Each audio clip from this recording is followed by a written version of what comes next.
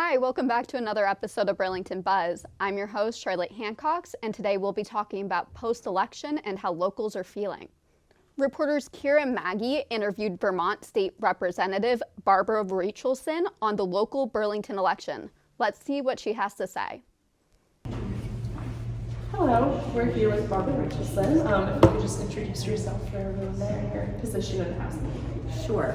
Hi, I'm Representative Barbara Rachelson. I'm a state representative from Burlington's Chittenden 14 district. And you're also a professor at UVM, and I was just kind of interested in your background and how you pursue both teaching and public service. How you got into that? Sure. So actually, my background is I'm a social worker, and I got my master's in social work in policy, so not the clinical part, but I moved here in 1991 with my husband, who's a professor at UVM in the philosophy department, and was not teaching at UVM, although I have been a fieldwork instructor for years, taking graduate social work students. But I have worked at different nonprofit agencies in the community. When I ran for office, I was the executive director at Lund, and I was there for 22 years. But I had worked at Spectrum before that, and the Counseling Service of Addison County, which is the designated mental health agency for Addison County, like the Howard Center is for Burlington, Chittenden County.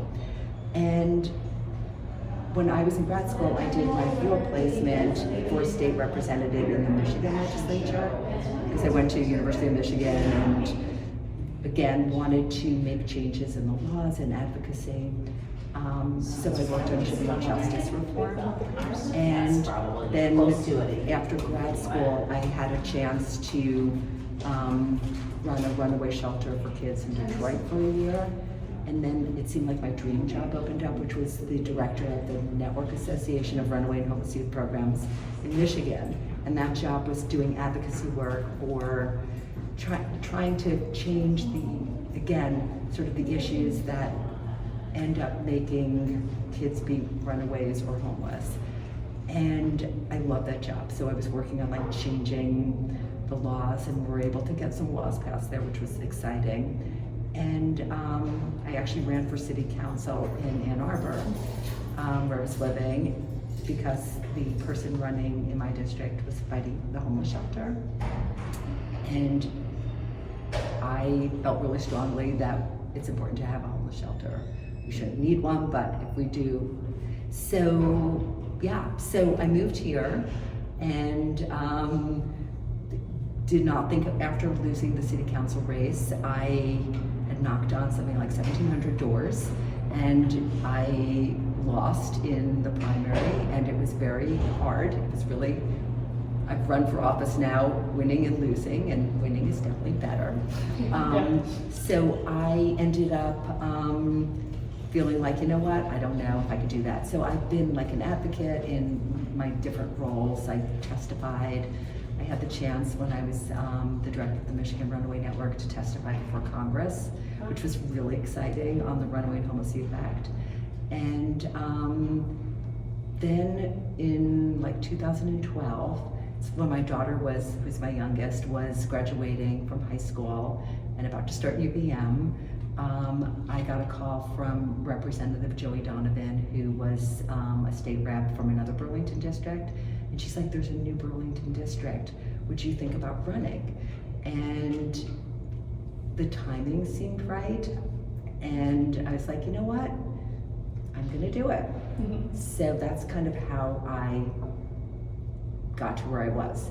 I ended up running a large organization, and being a state rep was a lot. Like, it was a lot. Yeah. So after a while, it seemed best that I try to pursue other jobs that would give me a little bit more work-life balance, because I was like working every single second when I wasn't in the legislature.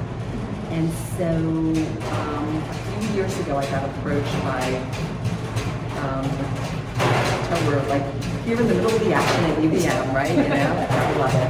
So I was approached by Richard Watts, who runs some of the,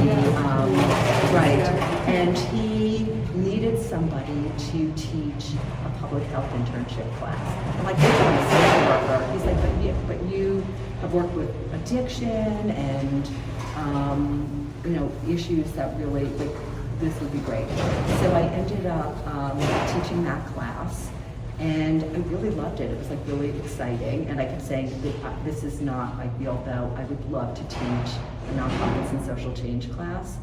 And so I was able to kind of make a proposal to UVM, and this is I think I started teaching this 2 years ago. So I've been doing that. Last year I did a brief stint teaching 2 graduate classes in the social work school. And UVM social work program is one that is both clinical, like they don't have the same kind of, like where I went, you're either in policy and research or you're in clinical, and here it's like one program. So in a way, I was a little bit of a fish out of water, and my students were patient and kind, but UVM was looking at hiring more permanent social work staff. So now I teach one class each semester. The legislature is from January basically till May. And for the last year, I have had a very part-time other position, which is I'm the first staff person, and now we have 2, at a national virtual nonprofit called Connect My Variant, which is the board president founded it. He's at University of Washington Med School, and its mission is to end hereditary cancer, which is very doable if people know that they have the gene or might have the gene for it. And so it's been fun trying to help them, but that's another part-time job. So I juggle a lot of hats. Yeah, that's awesome to hear about all the experience that you're bringing to so many different fields. Yeah. You mentioned a little bit about winning or losing an election. What do you think has been the most effective for you while campaigning when you win? So I have not had an opponent, Okay. so that's been really effective.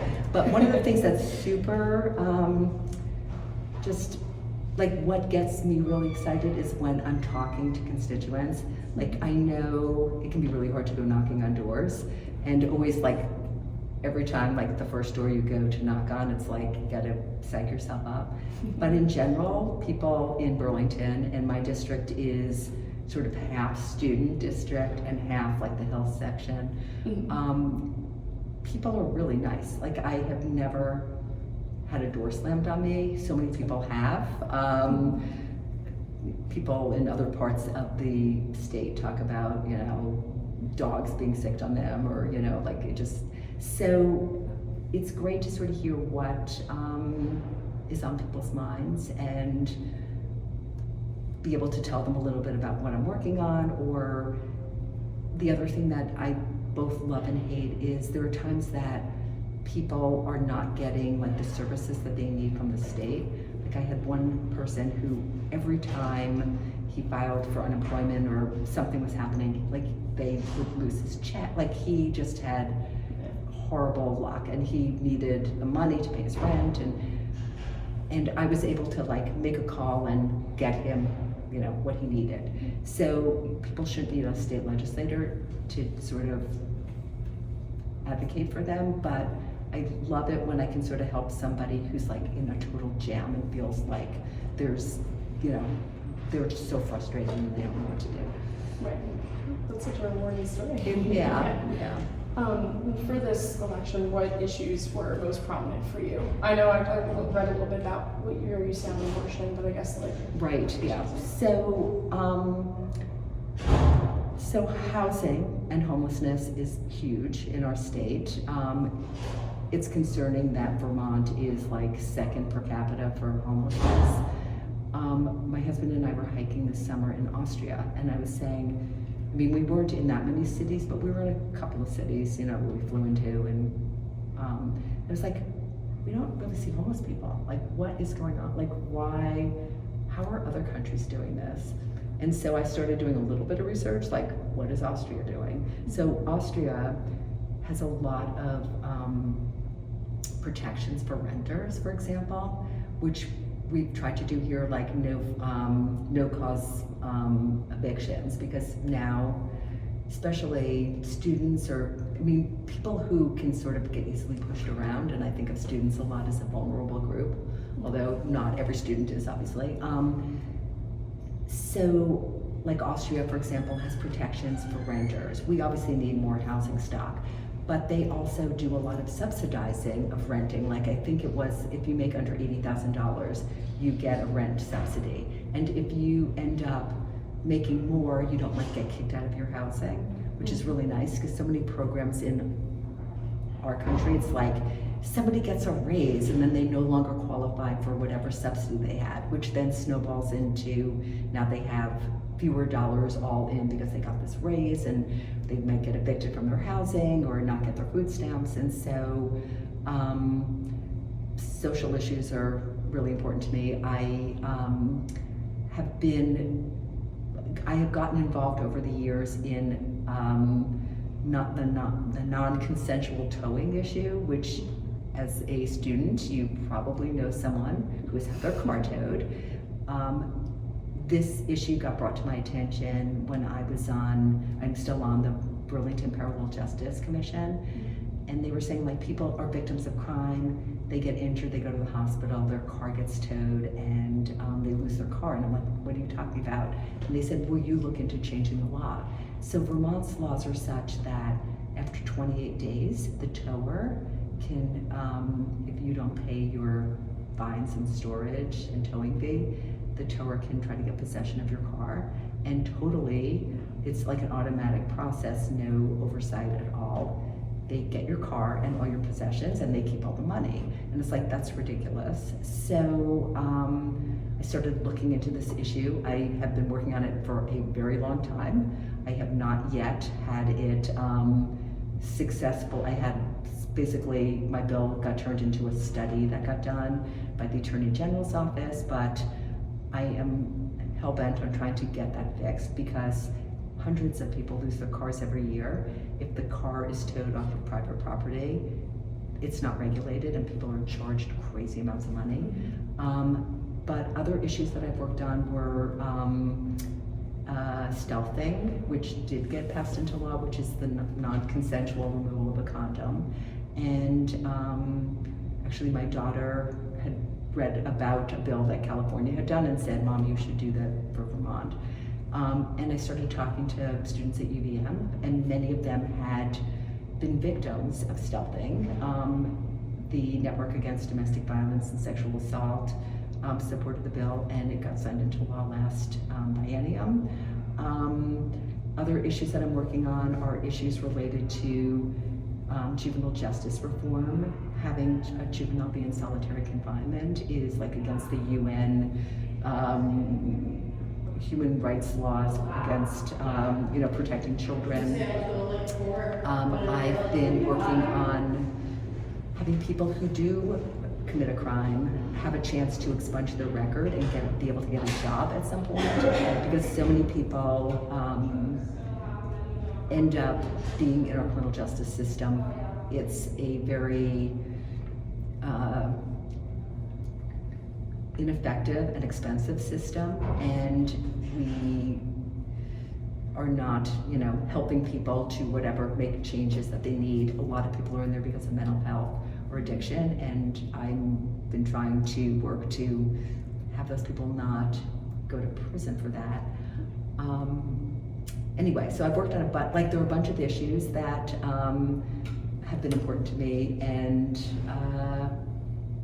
part of it is sort of seeing what opportunities present themselves in the legislature and what ones will the governor not veto, because especially right now, there's not. Somebody stays in Vermont after they graduate, they can get loan forgiveness or get some of their graduate school paid for. Oh. And people don't always know about these things. Right. And it feels like it's really important to figure out ways to have the many students that we love and what make Burlington special know what's available in Vermont for them. Mm-hmm. Yeah. So. Yeah, that's really awesome to hear about that. I had no idea, and I will definitely be looking more into local and Vermont laws. Yeah. But I guess I kind of had an overarching question, but I know the national election it was very depressing. It could be very anxiety inducing for a lot of first time voters, young voters, Yeah. people of all ages. I just had some people in my class and like we were, it's Yeah, hard. yeah. It's definitely been, a lot of people in my class have been talking about it today. It's good to have a community, I think, to talk about it with. But Absolutely. yeah. I guess sometimes with having that like overarching just anxiety about it, I think it can be hard for a lot of first time voters to focus on local elections. And I guess what advice would you have for first time voters, people just getting into politics, kind of to get involved in local elections, I guess? One, we need, I was just saying to my class, like, we need people right now. Like, my first reaction is like, I want to curl up into a ball and like play with my cats. And I did that for a while this morning. But in general, we need people to help create the United States and state that we want to live in, and not just give up or give in. So I was sharing when I first got out of grad school, Reagan got elected, and it was not I can't remember if it was my first presidential election, but it was like, I was devastated. I thought, this is the end of the world. Like, it was so awful. And it took me a while to kind of like work through that. And it felt like, okay, we need to fight. Like, we need to advocate. Like, that's one reason that it was like, I want to be in an advocacy field. So we have put so much, like, there's been so much in the media about the end of democracy. Like, if Trump gets elected, it's going to be the end of democracy. And I mean, there are a lot of things that are looking really, really grim right now. And part of me has been trying to figure out, like, where can I feel like it makes a difference? Because frankly, this summer, like when the polls were looking really, really low, when Biden was still in the race, it was like, I don't know, why am I doing any, like, what difference does any of this make? And I think back at a conference I went to in 2016 after Trump got elected the first time. I went to this conference that's run by a group called the State Innovation Exchange. And it's a conference for legislators that are progressive Democrats, because in most states we don't have the Progressive Party. So I went, and the Reverend Barber was the first person who gave a lecture. And I didn't know, or a talk, I should say. And he was like, stop, everyone, like, feeling sorry for yourselves and just, giving into your sort of emotions and wallowing in it. Like, people are suffering and we have work to do, and we need to get busy. And it kind of kicked me in the butt. It was like what I needed to be like, he's right. Like, there is stuff we can do. And they had like all of these really, really, Elizabeth Warren spoke, Cory Booker, like, people were like, one after the other, they were like really pumping us up, and like, we have stuff we can do. And we did. Like, in Vermont, we put a lot of protections in place for the first the first Trump administration, to try to protect immigrants, what kind of information is Vermont sharing. And the amendment that we were able, the constitutional amendment that Vermont ended up passing 2 years ago now, I guess, enshrines reproductive rights and sexual rights of Vermonters, which I think is really, really big and important. And we're seeing more states that are trying to do that. So there's always something we can do. And one of the things I've been trying to grapple with today, and I'm still grappling with, is like, how and where can I get my strength to one, be doing the work that needs to happen, but also to help other people, like, not feel like they're, like, as you said, like, first time voters, it's hard. So it's like, get involved. Like, there are ways to get involved. All of our like congressional folks hopefully will be working on some of these policies, and they're not just edicts that are handed down. And so, like, with my class, I'm like, we're going to talk about, how do you approach your congressperson? How do you, let's talk about writing letters. Let's talk about op-eds. getting the facts. Being in people's faces doesn't change people's views, but Congress people get elected every 2 years. I used to be an intern in college for my congressman from New Jersey, and a lot of what the office was like the re-election campaign. They want constituents to be happy. And so if people are informed, if they can go in and say, listen, this policy is really hurtful. Like right now, Project 2025 would end, I guess, like WIC and SNAP and programs related to feeding people. And it's like, if our elected officials hear that those are important issues, we can make change. And sometimes change is tiny, like really tiny. And that drives me crazy because I don't always love incremental change. I want to like blow up the system and design a new one. Yeah. But most people want to do something like, let's just do a tiny little change. But that's like, we have to sort of be where we're at. When you think about the people who organized all the abortion ban stuff, they started years ago. And we need to be smart and do the same thing. And we need college students to be energized and psyched and involved. Same thing with, we need all hands on deck. We need to get our senior citizens. My mom's 94. She was writing she was sending postcards for the past few weeks to voters. Like we need everybody to do their part. And yeah, we should give ourselves time to mourn and do self-care. But the people that are going to get hurt the most are going to suffer unless we are allies and making a difference, Yeah. It's very good advice. Thank you. I appreciate Yeah. that. Yeah. Yeah.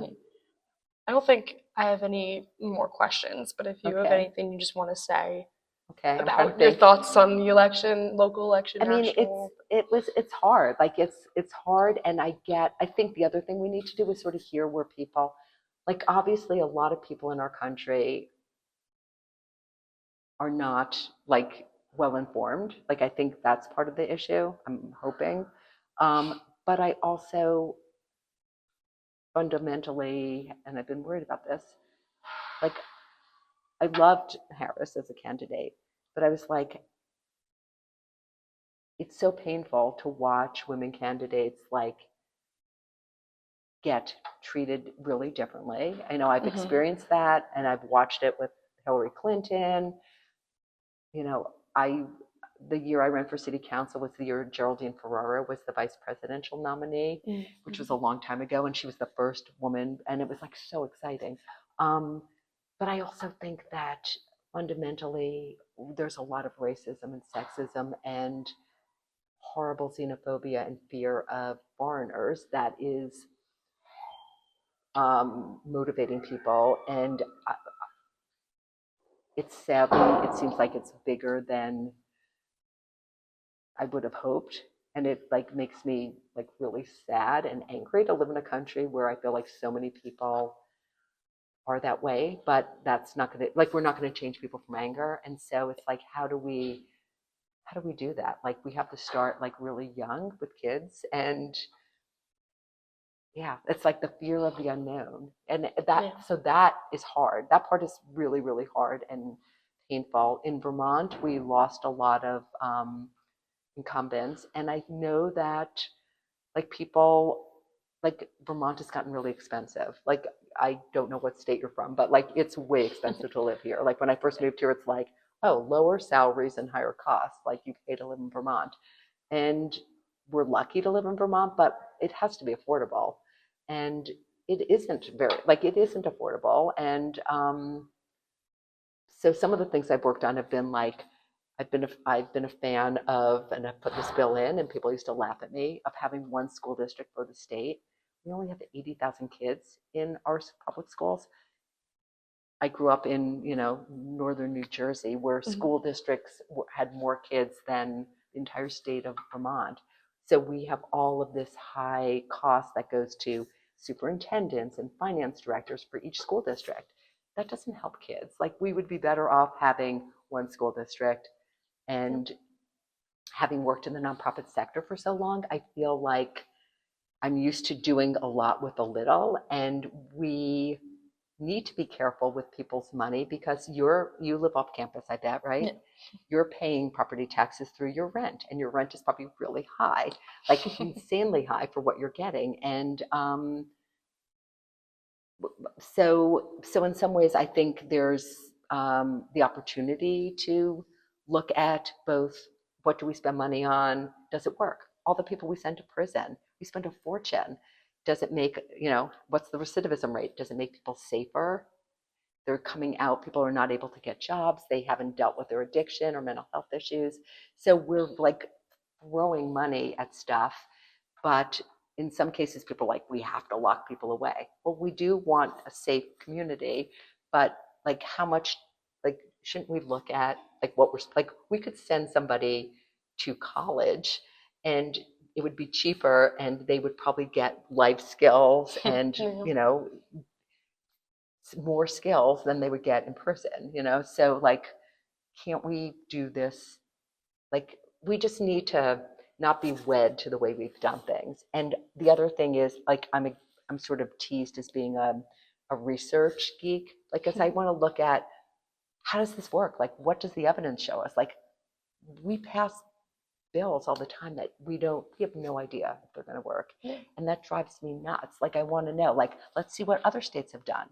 There's evidence-based policy. Like, why aren't we doing that? Like, can you imagine if you're just like sitting around in class, it's like, let's try locking people up for 15 years, like just making stuff up. Like, I don't know, like it seems wrong.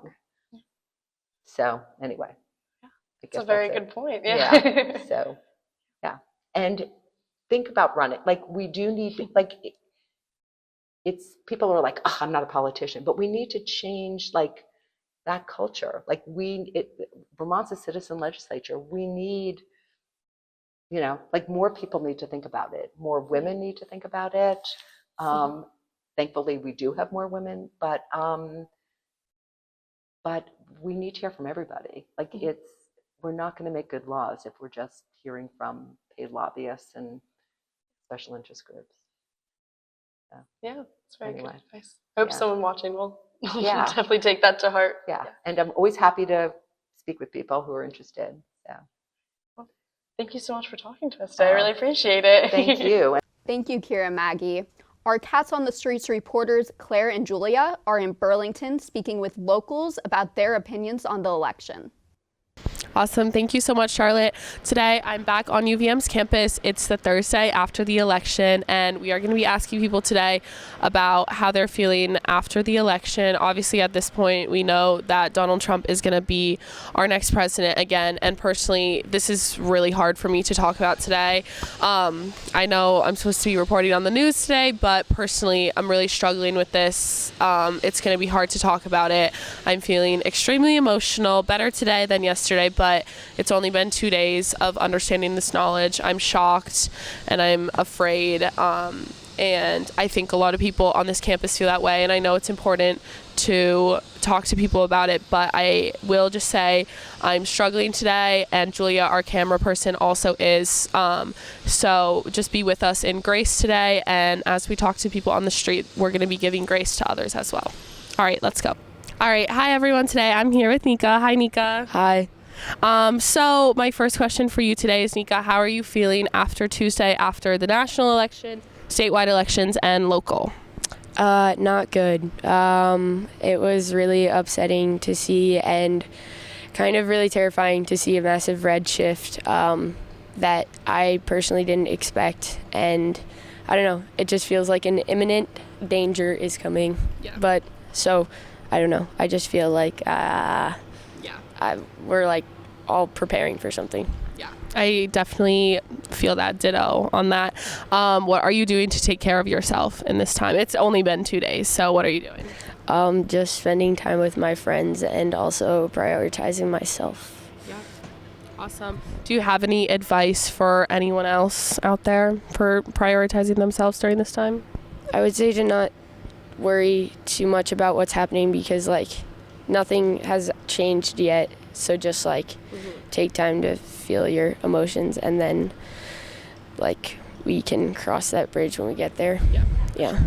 Are there any positives that you think came out of the election, like local, statewide, anything like that, that is kind of a ray of hope for you? I don't know about statewide in Vermont, but a trans woman got elected. Yeah, so I guess that's good. I don't know. I think there's some good in some things, but yeah. All right, well, thank you so much, Nika, and I'll talk to you later. Thanks. All right, hello, everyone. Today I'm here with Sailor. Hi, Sailor. How are you? Hey, I'm good. Thanks for having me. Of course. Could you give yourself a brief introduction to the camera? Who are you? What's your major? Where are you from? Hey, I'm Sailor. I'm a public communications major and a sociology major. I'm from Newton, Massachusetts, and I go to UVM. Awesome. Incredible. So today, Sailor, I am asking about the election that happened on Tuesday. I just wanted to feel your general feelings, any thoughts or opinions that you might have had. Yeah, I think immediately finding out, I was definitely a bit shocked, maybe a little disappointed, but I'm trying to stay pretty calm and neutral about it. I think it's out of my hands, and why worry twice? I can't control anything. So I think my steps right now for myself is just keep moving, keep trying to make my own positive impact in the world personally, and just affect the communities that I have touched into. Did you like the results of the statewide elections, local elections? Do those matter more to you than the national? You know, I actually haven't paid attention to the statewide of Vermont results, but in Massachusetts they legalized you can grow shrooms in your backyard, which I think is pretty epic for those of you who want to grow shrooms in your backyard in Massachusetts. Awesome. Cool. All right, any closing thoughts for us? Yeah, stay positive, everybody. It's all you can do, and just try and be a good person and just make impact in your own community, because that's where you have power. Oh, thanks. All right, hello. I'm here with some lovely eco reps, and my first question for you guys is, first, how are you feeling about last Tuesday's election? Any thoughts, feelings, opinions? Yeah, I would just say overall, I'm rather alarmed. I'm concerned and just disappointed and frustrated with just how our country is kind of run and the direction that it is taking and will be taking in the future. There's a lot of things to be worried about, but relevant to eco reps, as I'm an eco rep, is just worry about the climate and just what does that mean for our climate future, what climate action is going to be either reversed or just kind of put on hold for as long as we can see, and we can't really necessarily wait for that. We can't wait another 4 years for there to be no action towards climate action. That's so true. I was looking at what Trump's policies are on climate change, and they're non-existent, and it says a lot about how our world is going to go, because the U.S. leads a lot in climate policy, and it dictates how other people think about climate change. So the fact that the majority of the American population voted him means they support his and his ideas. So that's interesting. That's an interesting future to have. Definitely, thank you for sharing. On a brighter note, something that's really good and something that is making change here in our local community is Eco Reps. So obviously there's a big fair happening today in Davis Center. Could you guys tell us a little about what Eco Reps is and what you do?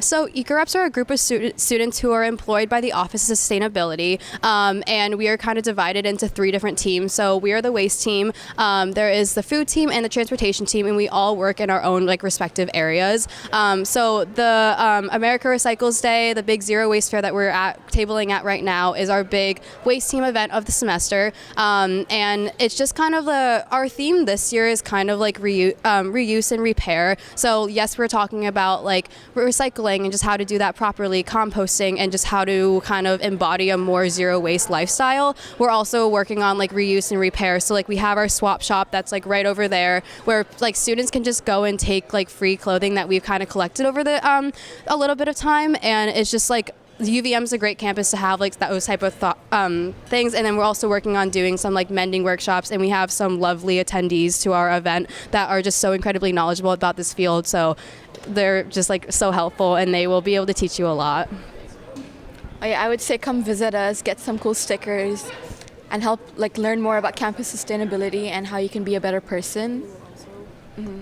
We're also launching our UVM recycling and composting survey. This is directed to on-campus students, but it's just for us to do data collection on like better ways to improve sustainable like habits on campus. So getting the knowledge, learning more about our audience, and just figuring out what they need from us, and then that will help us kind of direct initiatives going forward and next semester and beyond. Okay, incredible. It was nice to meet you both, and thank you for all you do. Thank you, Claire and Julia. Coming up this week in Burlington, it's Honky Tonk Tuesday at Radio Bean. On Thursday, Wheel Deal at Flatbread. And finally, Venetian Karaoke on Sunday. Thank you for watching and see you next time.